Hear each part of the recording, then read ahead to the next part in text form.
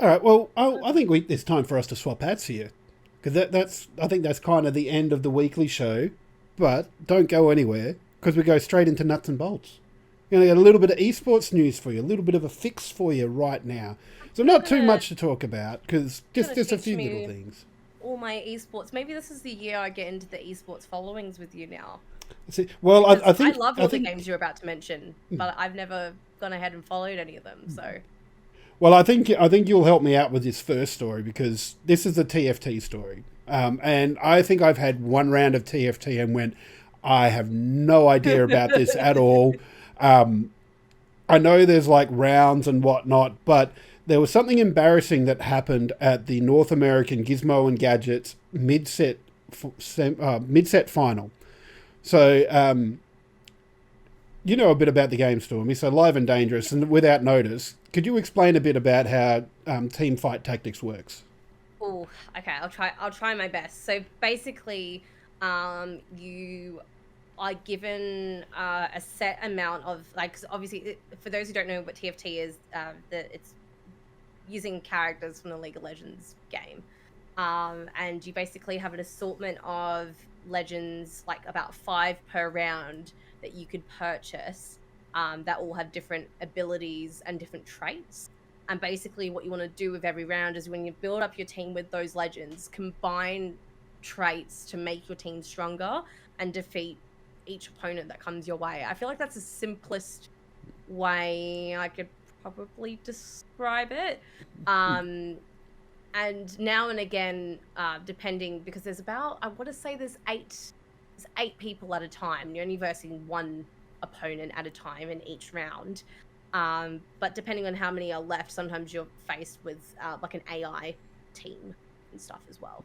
But yeah, you just want to be the last one standing, basically. And over the course of the game, you're attaching items to certain characters on your team to make them stronger. And you're just trying to basically create the best synergy of traits within the team to make your team basically the strongest out of everyone's. Yeah, Hopefully, that's a good way to yeah. describe it. That was a very good explanation from my layman's knowledge of it.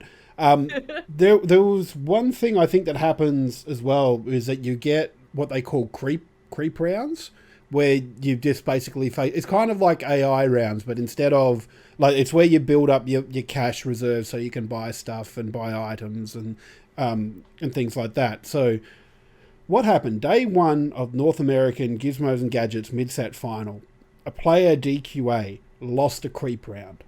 So he basically lost to the AI. And as terrible as that sounds, when you read into it a bit more, it sounds like he was trying to go into like this big brain play because he was thinking ahead. He was trying to think ahead of his opponent because the next person he had to play had this thing called an enforcer trait, and this information was supplied to me from Goa's own Natty WW. So, and she knows a lot about this sort of stuff as well. And yeah, so his next opponent had this enforcer trait, which what it does is it detains the highest HP and the highest DPS character from the previous round, which means that they can't do anything for 5 seconds. So he's taken out a few of his good characters, thinking this is just a creep round. We're going to be able to do this, and then I'll be able to bring these guys back in, and they won't have done any damage or be the highest HP player from the last round, and have a good showing against his other opponent. Didn't work like that for him. Lost to a Rift Herald, and yeah, ended up getting knocked out of that session of play. So for to indicate to everybody here, there were 3 days of play. On day one, there were 32 players. He finished 14th. So he scraped through because the top 16 go through to day two. Day two, he finished first out of the 16. And then on day three, he finished second. So even though he had that horrendous start, he still finished second in the qualifier here. So he ended up going home with $4,000 US, and also qualified for the regional finals, which are happening on the 25th of March. So that's a little bit crazy to me that you can lose that badly as a top player, but still have the skill to bring it back. That's It's so intense. hard. Like I'd love to I would assume, again, as like a esports like newbie, there'd be somewhere I could probably go to watch Yeah. any of Well, that. all of these will be on their usually happen on Twitch channels as well. I'm not exactly sure. This might have been on Riot's Twitch channel, so you might be able to go back and have a look at VODs because this It's so was true. Yeah, over the like with weekend, I TFT, think. especially like in certain stages of your games, sometimes you do have to have a weak start to build up for your stronger characters and stuff on your team later on. So I'm just so interested to see what his team was looking like at that point. I like that would have been so annoying. Um, yeah, it just strikes me because I think that's the nature of the TFT as well. Because basically when they play a day, like the first day there was 32 players, so the top 16 go through to the next round, and then on day two the top 8 go through to the next round, and then the top 4 from day 3 get entry into the regional qualifiers. So it's an interesting format really, and really has a little bit to do with RNG and being able to think on the fly. So I really, these players, they really know their game. So it was really, really cool to see that sort of setup there coming from TFT, and being able to come back and get second and still qualify. So that's really cool. Still pretty good. Yeah, cool. Also, in other news, just quickly, I thought this one was quite cool too. There's a gentleman by the name of Boston Scott. You might not be familiar with him, but if there are any NFL fans, particularly Eagles fans, they might know who he is because he's a running back for the Eagles. But now he's also a substitute for Digitas Rocket League squad as well. So, and I find that that's pretty damn cool. How I'm using the word cool a lot, but it's amazing. I need someone buy me a thesaurus for Christmas. Actually, no, my birthday's closer. Do that. But yeah, like and I love they did a little video to introduce him. So they've got all the players on the screen, except there's like one webcam with a chair that nobody's there, and they're saying, "Oh, we're just waiting for the other guy to get. He's just finishing up practice from the other org." And then when he gets there, like they're all ripping into this 6-foot buff, freaking built like a brick shithouse NFL player about, no, you need to have more commitment, but yeah, it just I like how the traditional sports and esports are meeting here with this player, and hopefully it can bring some more awareness. And this guy is coming. It's not just a stunt. He's got like grandmaster rank or something in Rocket League. So he's in the top 0.52% of players in Rocket League. So he's no slouch.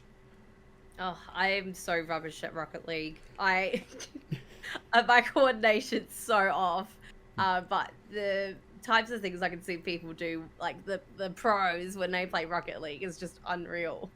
Have you seen like they do the juggling and like the twirling in the air, and it's just like, Yeah. how the hell do you do that? That's crazy. I struggle to like just hit the ball in the right direction as it is, let alone like flip and juggle and all that kind of stuff. But yeah, it's really cool what you were saying, like, how sports is like meeting the esports world and stuff, because to a lot of people, like, esports is still a really strange, like, odd concept. I remember the first proper, like, I guess esports like kind of league thing I was watching was like when Overwatch is still big, but probably a few years ago I was still like living at home, and I was watching two teams up. I had it on like the living room TV, and I remember my dad, because like you could hear the commentators and stuff still going, and my dad's a big soccer fan and stuff, so he like kind of came into the room because obviously I was going like, yeah, and like, all the usual stuff. And he's like, what are you watching? And I was like, oh, I'm watching these two teams play Overwatch. And he's like, he was just so fascinated because he's like, oh, I thought you were watching, like a sport or something. Like, and I was explaining the concept to him, and it's interesting because it's making its mark gradually, like more and more now. But it's funny explaining it to someone who's never heard of it before. I love those moments though, because I had one similar to that last year. So fans of the show will know we talk about ANZPL a lot for the World of Tanks. I really love watching it, and it eventually got me into playing World of Tanks. And the people involved around it and just watching the league grow has been really amazing. But the final last year was between the Melbourne Matildas and the Perth Panthers. So I'm a Perth boy. Perth are my team. You can see, like, you can't really see it now, but I've got Perth Panthers posters up behind me here. So I was going to watch this grand final. Unfortunately, my hockey team's season wind-up was also on that night. But I was hosting, so I've set up a screen outside where everybody is for the barbecue, so I can watch it. But it was funny because when I was there watching it, people would come up and they'd ask about it, and they'd go, "Oh, what's this all about?" And like you'd have a bit of a chat, and Tanks as well as an entry to esports, I find, because it moves a bit slower. So you watch something like Overwatch or CS:GO or Rainbow Six, and it's very couple of shots, somebody's down. Oh shit! I didn't see what happened. Whereas Tanks, for me, because they're big lumbering tanks, you can see the build up and you can see more of the strategy in it. And I think it's a bit more of a softer entry point than some of the other games where if you don't know what you're watching, then you can't keep up. But that's exciting. Actually, World of Tanks coming back very, very soon. I saw today that the draft for Season 4 of the ANZPL is happening live on the World of Tanks ANZ Twitch channel tomorrow night. Couple of changes this season, though. Little bit surprising to me, but they've dropped from 8 teams down to 6 teams. So in seasons past, they would play each other once and then they'd go into the finals. But for Season 4, they'll do a double round robin. So each team will play each other twice, which I kind of like a bit more, just because I think like you can have a bad game against an opponent and it's not necessarily indicative of your skill level. So being able to play each other twice, I think, is a good idea. A little bit sad to see the Auckland Archers leaving us, and also the Melbourne Matildas. So Melbourne Matildas is a strange one because they actually won the comp last season, and now they are no longer going to exist as a team, which is a little sad. But I did also notice that in the list of draft players, some of the Melbourne Matildas players have put in for the draft, so it'll be interesting to see if any of those guys get picked up. But most excitingly, for me anyway, is the season is back on the 18th of March. So I'm looking forward to that. Back to my regular Friday nights. I get to watch World of Tanks. Yes, so happy. Get to see it. But and just a little bit of a sadder note, tangentially related to esports. So the World of Tanks has had a long-standing relationship with Ironside Coffee. So they had a special brew that they put together for promotions and whatnot. The guys that own Ironside Coffee are retired servicemen and really, really like getting involved with the wargaming and World of Tanks crew. But unfortunately, Ironside Coffee is now closed down, which is a bit sad. I'm not a coffee person, so I didn't really get into tasting it. But I just seeing any sort of shop like that close, and I know especially over the last year it's been a bit hard for people, but wish them all the best in whatever they move on to next.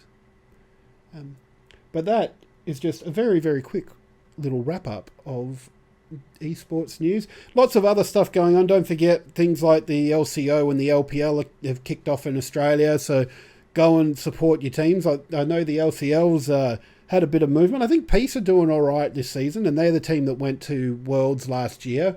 Pentanet, who went to MSI in the middle of the year, middle of the road.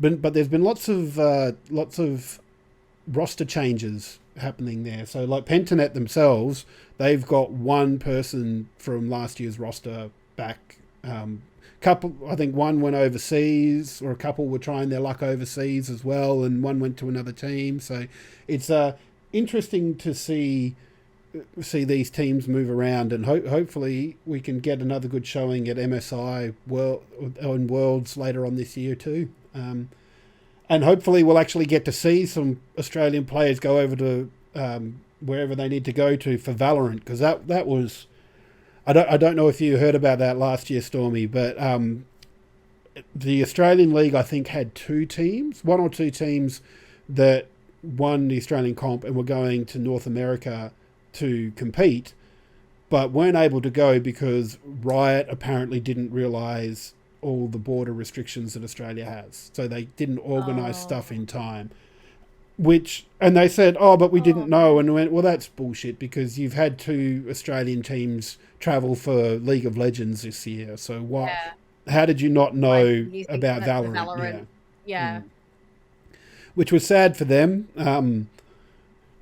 But hopefully this year, Riot will get their act together and we'll be able to have a couple of Australians competing on the international stage for Valorant too. So that'd be cool. But that's Nuts and Bolts, our first episode of Nuts and Bolts for 2022. Next week I'll be able to reuse my joke of episode 2 for 2022 as well. Hang on, no, I can work in another 2. Episode 2 for month 2 in 2022. I'm waiting for when's the 22nd? Oh, it's a Tuesday. That's right. Yeah. Sorry, I'll get it out on like the 23rd. Will be another podcast. I'll get it out of my system then. It's like, I really hope some big news drops on that day, because I want to say there was some big news on 22 of the 2022. And make Richie Benno roll over in his grave. But yeah, thanks for joining us. Thanks for coming back. We didn't scare you last week, Stormy. There, glad to have you back. No, it's always good fun. Yeah, I had a great time last week, and cool. Yeah, I've gotten rid of that first podcast nerves. Oh, good. And it felt so much better today. Just wait till we're in a studio, and if I say something stupid, you can actually throw stuff at me. Oh, that's true. Invest in a Nerf gun. Yeah, I'll just have one behind a couch or a chair. Yeah, or just that's underneath it. And just. So what's that over there? Where? Yeah. I don't know what you're talking about. Yeah, must have been deliberately create so many hidey holes in that studio. You won't know where it's coming from. I'm picturing a Mr. and Mrs. Smith type thing where you've just weapons hidden everywhere. You won't know where they're coming from. Or a moon ball or something. That's just it. The ultimate bouncy ball. Yeah, well, that's probably cool. not ideal, but we can make it work. That's right. As long as it's not a medicine ball. No. Look what I have under here. Yeah. Just look at that over there for 30 seconds. Yeah. But yeah, thanks again, everybody, and we will see you next time. Don't forget as well, watch our Ghost streamers, Menthonzo Monday evening, or any time they stream. Just go follow them. Just Menthonzo on his own channel. Warship, I know Warship's streaming tonight. He usually starts about 7 o'clock.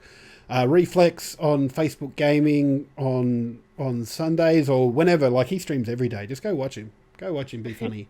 Ask him how he says deck as well, just quietly. And myself on Tuesday nights too, on Straight Jacket Gym. So yeah, thanks, and we'll see you next time. Bye. Bye.